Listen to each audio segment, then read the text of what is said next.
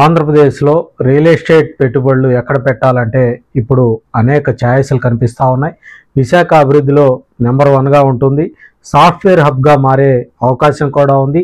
అలాగే భోగాపురం ఎయిర్పోర్ట్ ప్రారంభమైతే ఇక వెనుక తిరిగి చూడాల్సినటువంటి పనే ఉండదు. మరోవైపు అమరావతిలో రియల్ బూమ్ సహజంగానే ఉంటుంది. తిరుపతిలో ఇల్లు ఉండటం అంటే మంచి ఆస్తి చేతిలో ఉన్నట్లని ఇప్పటికే చాలామంది ఓ నిర్ణయానికి వచ్చేశారు. ఇవన్నీ కాకుండా ప్రస్తుతం ప్రకాశం జిల్లాలో ఉన్నటువంటి దొనకొండ కూడా మంచి లాభదాయకమైనటువంటి పెట్టుబడి ప్రాంతంగా ప్రస్తుతం రియల్ ఎస్టేట్ వ్యాపారులకు కనిపిస్తూ ఉంది. రాష్ట్ర విభజన ఖాయమని తేలిన తర్వాత ఎక్కువ మంది ముందు వెనుక చూడకుండా దొనకొండలో భూములు కొన్నారు. 2014లో జగన్ సీఎం అయితే దొనకొండనే రాజధానిగా ఖరారు చేస్తారన్నటువంటి ప్రచారంతో ఒక వర్గం నేతలు విస్తృతంగా పెట్టుబడులు పెట్టి భూములు కొన్నారు. అయితే దానికి భిన్నంగా జరిగింది. ఆ తర్వాత 2019లో జగన్ గెలిచినప్పుడు ఎక్కువ మంది మళ్ళీ భూములు కొన్నారు. కానీ జగన్ విశాఖ రాజధాని అన్నారు. దీంతో దొనకొండలో పెట్టుబడులు పెట్టిన వారు నష్టపోలేదు, కానీ పెట్టిన పెట్టుబడికి తగ్గ ఆదాయం మాత్రం కళ్ళజోడలేకపోయారు. ఇప్పుడు కూటమి ప్రభుత్వం వచ్చాక మళ్ళీ దొనకొండలో రియల్ ఎస్టేట్ వ్యాపారులు హడావుడి చేస్తున్నటువంటి పరిస్థితి అయితే కనిపిస్తూ ఉంది. రాష్ట్రంలోని ప్రజాప్రభుత్వం పరిశ్రమల ఏర్పాటు మీద ప్రత్యేకంగా దృష్టి సారించింది. అందుకు సంబంధించిన అడుగులు చకచక పడతా ఉన్నాయి. అనంతపురం జిల్లాలోని మడకశిర, ఇక్కడ ప్రకాశం జిల్లాలో ఉన్నటువంటి దొనకొండ, కృష్ణా జిల్లాలోని జగ్గయ్యపేట ప్రాంతాల్లో డిఫెన్స్ పరిశ్రమల ఏర్పాటుకు చర్యలు తీసుకుంటా ఉన్నారు.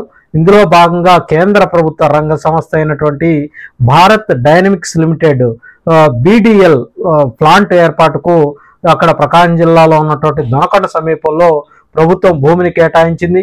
మొత్తం 1400 ఎకరాలు ఇస్తూ ఇటీవల జరిగినటువంటి మంత్రివర్గ సమావేశంలో ఆమోద ముద్ర వేశారు. దొనకొండ పరిసరాల్లో పారిశ్రామిక కారిడార్ ఏర్పాటుకు ప్రభుత్వం సంకల్పించగా పలు కంపెనీలు తమ యూనిట్ల ఏర్పాటుకు ప్రస్తుతం ఆసక్తి చూపిస్తూ ఉన్నాయి. ఈ నేపథ్యంలో కేంద్ర ప్రభుత్వ రంగ సంస్థ అయినటువంటి BDL రక్షణ రంగంలో ఆయుధ ఉత్పత్తి ప్లాంట్ ఏర్పాటుకు ముందుకొచ్చింది.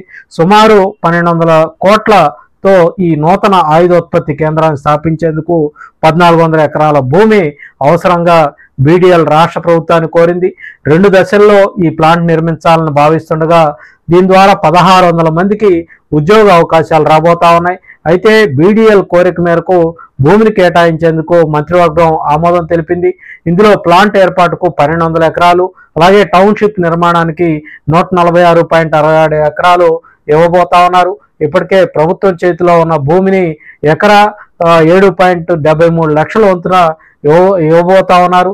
మిగిలిన భూమికి ప్రస్తుత మార్కెట్ ధర ప్రకారం కేటాయించాలని కూడా నిర్ణయించడం జరిగింది.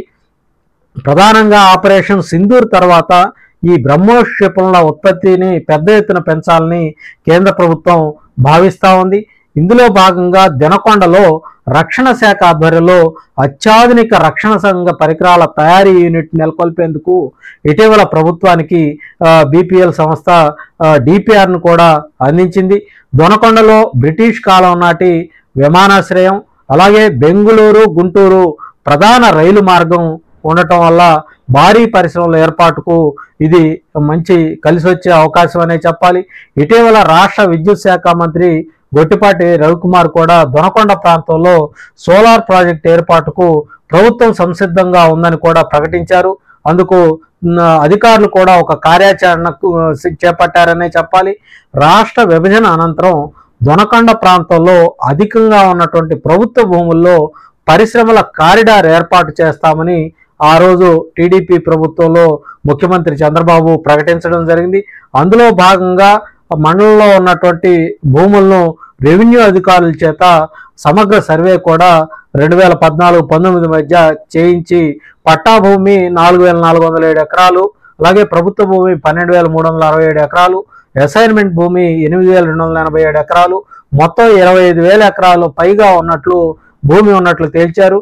2014-2019 మధ్యకాలంలో పరిశ్రమల ఏర్పాటుకు వివిధ ప్రాంతాలకు చెందిన ప్రతినిధులు దొనకొండ వచ్చి భూములను కూడా పరిశీలించారు.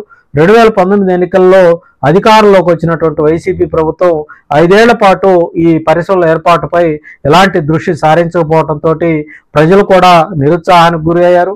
ప్రజాప్రభుత్వం కూటమి ప్రభుత్వం అధికారంలోకి వచ్చినటువంటి ఏడాదిన్నరలోనే పరిశ్రమల ఏర్పాటుకు బాగా చొరవ తీసుకుంది.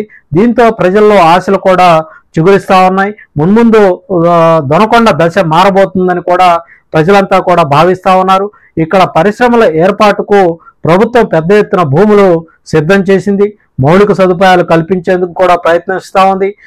చంద్రబాబు అలాగే లోకేష్ పట్టుదలతోటి ఇక్కడ పరిశ్రమల కోసం అన్ని రకాల ప్రయత్నాలు చేస్తూ ఉన్నారు. ఈ ప్రయత్నాలు ఫలిస్తే తయారీ రంగానికి సంబంధించినటువంటి భారీ పరిశ్రమలు ప్రకాశం జిల్లాకు తరలివచ్చే అవకాశం ఉంది. అందుకే ఇప్పటి నుండే కొంతమంది భూములు కొనుగోలు చేస్తూ ఉన్నారు. ఇళ్ల స్థలాలకు ఇక్కడ అనువైనటువంటి ప్రాంతం ప్రస్తుతానికైతే కానప్పటికీ ప్రస్తుతం అయితే అక్కడ ఎకరాల్లో కొనుగోలు చేసే వాళ్ళే ఎక్కువగా ఉన్నారు. ఇప్పుడు ధరలు కూడా చాలా తక్కువగానే ఉన్నాయి. ఈ నేపథ్యంలో వచ్చే 10 ఏళ్ల కాలంలో ఈ ముందస్తుగా పెట్టుబడులు పెట్టి అప్పుడు వాటిని ఎక్కువ రేటుకు అమ్ముకోవాలన్నటువంటి ఆలోచనతో చాలామంది కూడా ప్రస్తుతం దొనకొండలో పెట్టుబడులు పెట్టి మంచి రిటర్న్స్ వస్తాయన్నటువంటి ఆలోచనతో పెద్ద ఎత్తున అక్కడ భూములు కొనుగోలు చేస్తున్నటువంటి పరిస్థితి ఉంది. ఏదేమైనప్పటికీ కూడా ఎంతో కాలంగా దొనకొండ ప్రాంతం పారిశ్రామికంగా అభివృద్ధి చెందుతుందని ప్రకాశం జిల్లాకు సంబంధించినటువంటి ఆ ప్రాంత వాసులంతా కూడా ఎన్నో ఆశలు పెట్టుకున్నారు.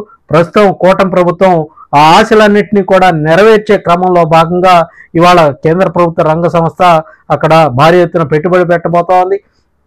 ఒక్క రక్షణ రంగానికి సంబంధించినటువంటి పెట్టుబడులే కాదు, అనేక పరిశ్రమలు ఇవాళ అక్కడ ఉన్నటువంటి అక్కడ పరిశ్రమలు స్థాపించేందుకు ఆసక్తి ప్రదర్శిస్తూ ఉన్నాయి. రేపు విశాఖలో నవంబర్ 14-15వ తారీఖున పెట్టుబడిదారుల సదస్సు జరగబోతా ఉంది.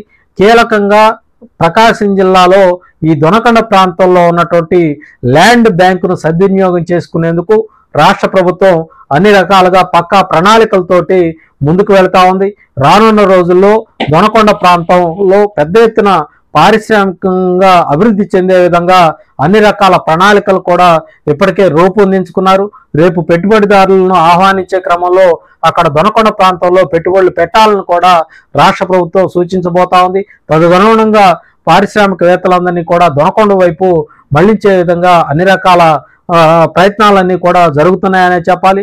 రాబోయే రోజుల్లో ప్రకాశం జిల్లా దొనకొండ రూపురేఖలు మారిపోబోతా ఉన్నాయనటంలో ఎలాంటి సందేహం అయితే లేదనే చెప్పాలి.